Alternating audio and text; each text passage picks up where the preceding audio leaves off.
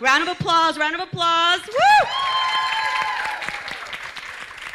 Mi gente, thank you so much for being here. I'm so excited to host this first panel discussion because when I think about my own journey to financial freedom, it started by acknowledging that I have debt.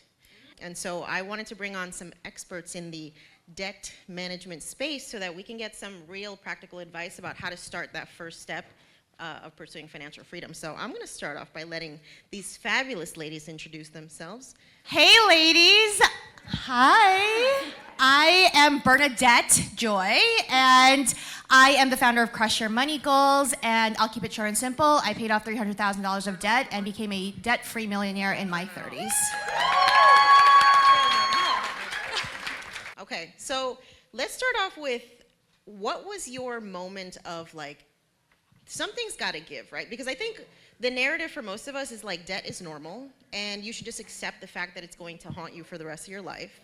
And making the decision to pursue debt freedom is seen as like sometimes a waste of time because it's just been so normalized. So what was your moment of like, I can't keep doing this. I can't keep living into this narrative? Did anyone else in this room take out student loans because you were told that that was your ticket to a good life?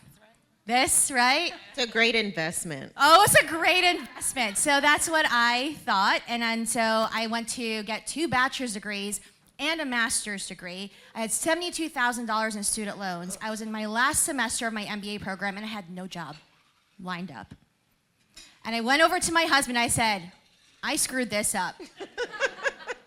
I have $72,000 of student loans, and I don't know how we're gonna pay this off. And my husband said, but all of our siblings, all of our friends, everyone we know has student loans. What's the big deal? And I watched my amazing brother-in-law, who was going into his 40s with still tons and tons of student loans, and I was like, I'm not doing that. I'm gonna pay off these student loans in 2 years. I don't know how, but I'm gonna figure out how we're gonna do that, and that's when it started.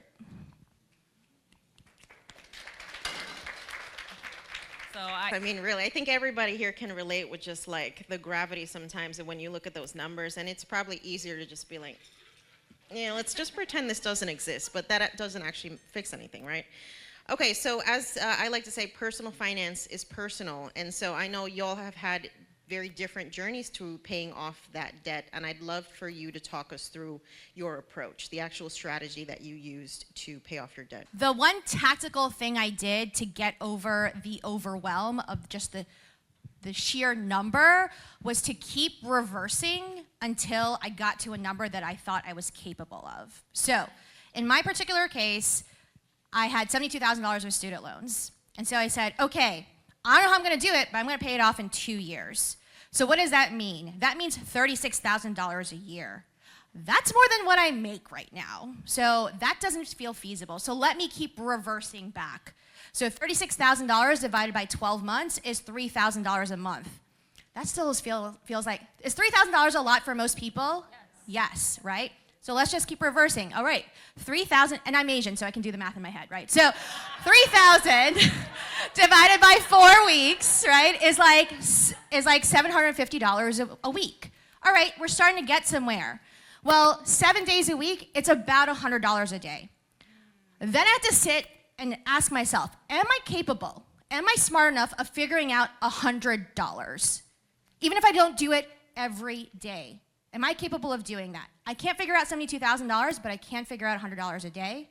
And so keep reversing back until you get to a number that you know you're capable of. I do love that. Ooh.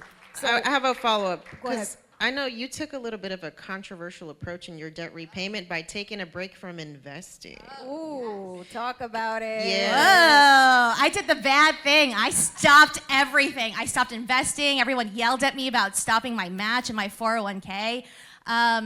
So long story short, I decided to double down. I just said, you know what?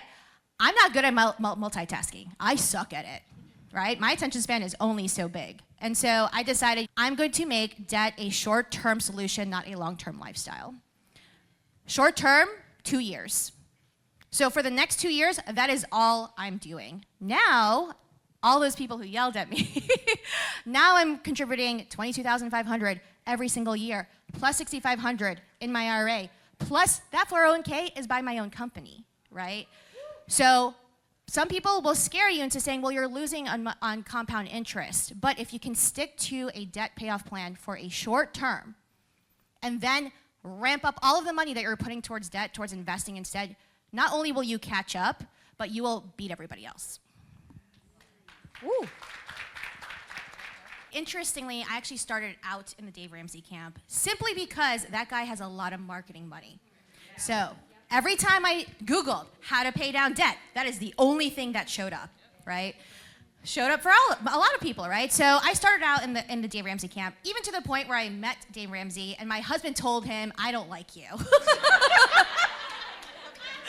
And the point of the emergency fund is less so about the dollar amount. It's about the peace of mind that if something were to happen, you have 30 days to figure out your next move. I was an HR person in 2008 in New York City in financial services, and I firsthand laid off hundreds of people. I realized for us $1,000 wasn't enough, so I took the 5 expenses that I needed in order to feel comfortable for an emergency fund. That was my housing, so it was rent or mortgage. It was how much we spend on food, regardless if we eat out or not, right? It was our transportation, it was our utilities, and our health. And those are the same 5 expenses that I run through with all of my students to say, that is your 1-month emergency fund.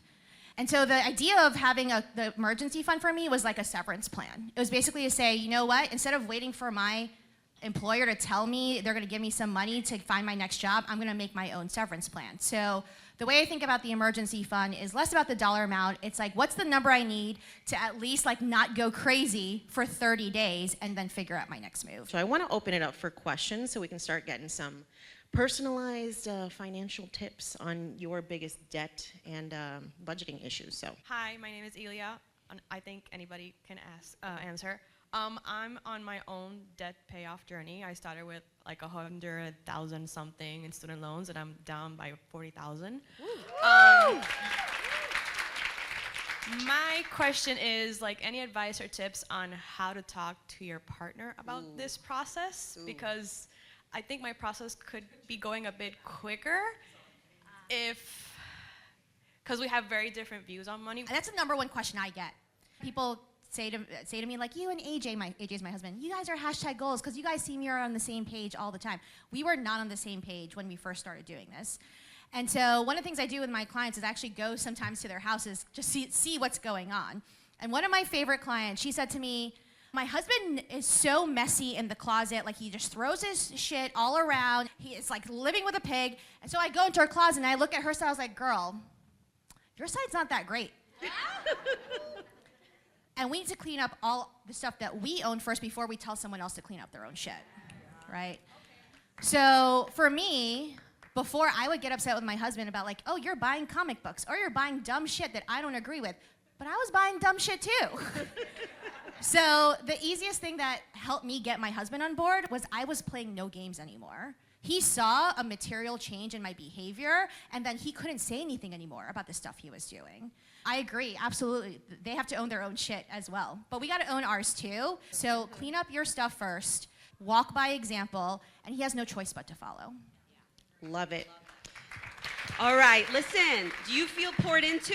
Connection, yes. One more time, let's thank our lovely panel. Thank you.